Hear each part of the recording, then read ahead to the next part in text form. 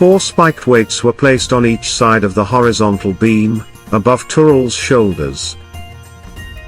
Thomas took a noticeably longer time, arranging them on the limited space at the beam's ends.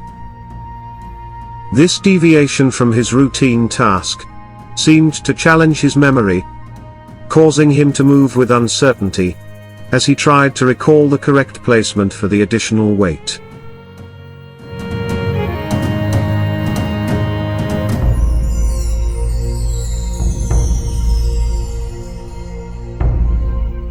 The hefty weights caused the well-built captive's arms to drop, bringing the array of metallic tips alarmingly close to his broad shoulders.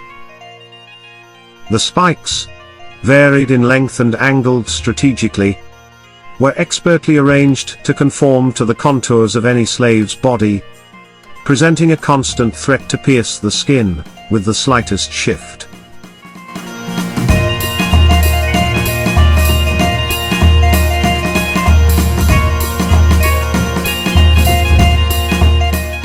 Occasionally, the sharp tips grazed Turul's taut, tensed skin, prompting him to exert more strength to lift his arms higher. These relentless cycles of strain and adjustment led the stalwart captive to muse internally. I can endure this. But for how long? This recurring test of resilience forced him to confront the limits of his endurance.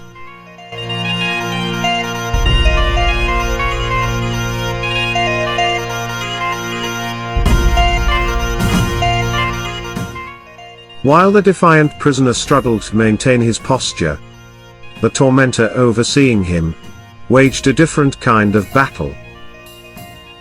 The moment a spike scraped the skin was precisely what he had eagerly awaited. A sign that weight and time were beginning to take their toll. However, the brutal overseer was not known for his patience. The wait for the inevitable breakdown was too slow for him.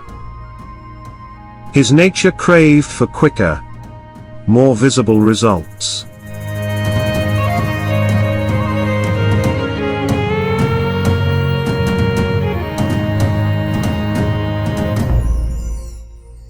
Crossing his arms over his broad chest, in an effort to contain his impatience, Roka let the passage of time and the oppressive weight do their work, albeit begrudgingly admiring the endurance and exceptional strength of this prime captive.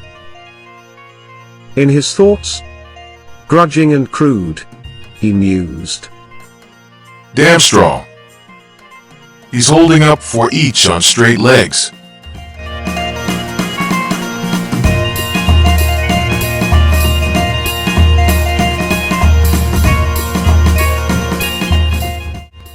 Employing the same tactic, the giant of a man moved stealthily behind the bound hero, and sneered into his ear, his tone mocking and coarse.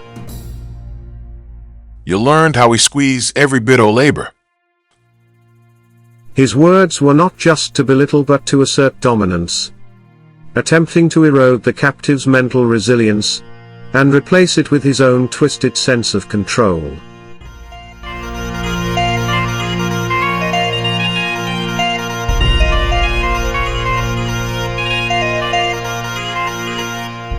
Turul's chest expanded, his pectoral muscles tightening into pronounced ridges. His biceps transformed into solid masses, almost bulging out from the rest of his arms. Each labored heave was a token of his near exhaustion. However, the disdain dripping from his captor's taunt "Out of your big muscles," only served to fuel his resolve further, to fight, resist, and continue enduring, despite the daunting odds.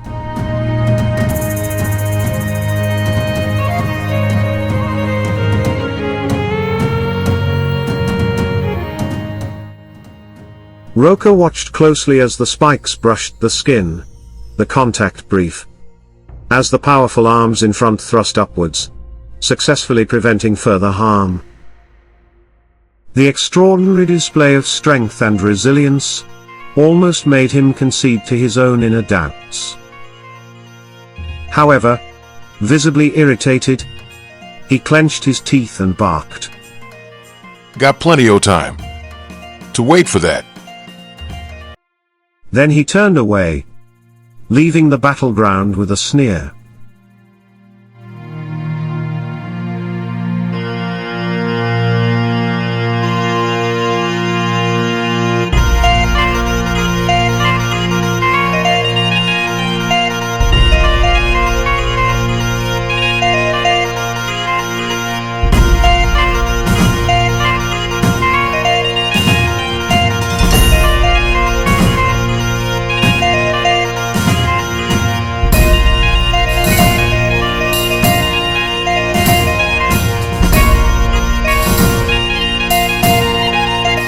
As the afternoon heat gave way to the chill of night, the torment endured mercilessly.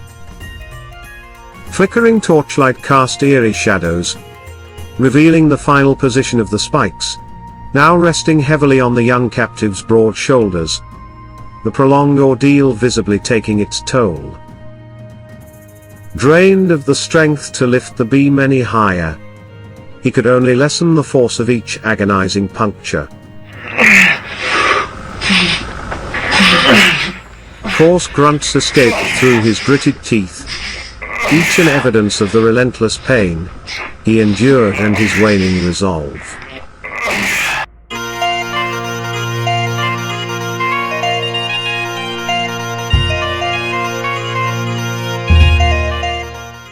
It was time for the victor to return. Roka, carrying another torch, approached his captive. He maneuvered the flame perilously close to Turul's skin, until the sizzling of searing flesh filled the air. Observing closely, the oppressive overseer saw his ultimate triumph in the light of the torch. The spikes had pierced through the skin at every point, creating wounds that bore blurred, ragged edges from relentless puncturing, encircled by patches of dried blood.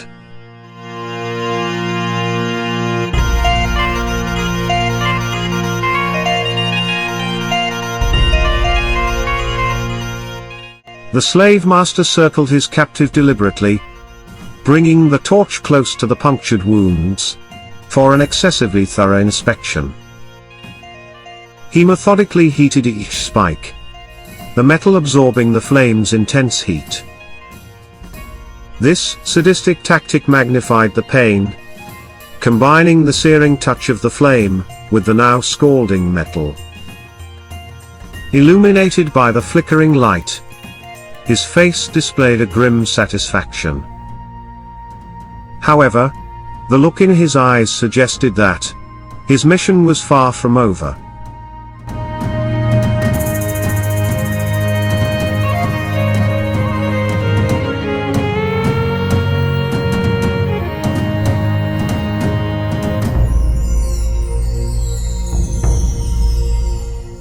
Finally, he stood directly in front of the exhausted man, torch raised, to highlight Turul's heavily heaving chest. His eyes gleamed with a mix of satisfaction and superiority. Holding the torch steady, he observed the consequences of the prolonged torment.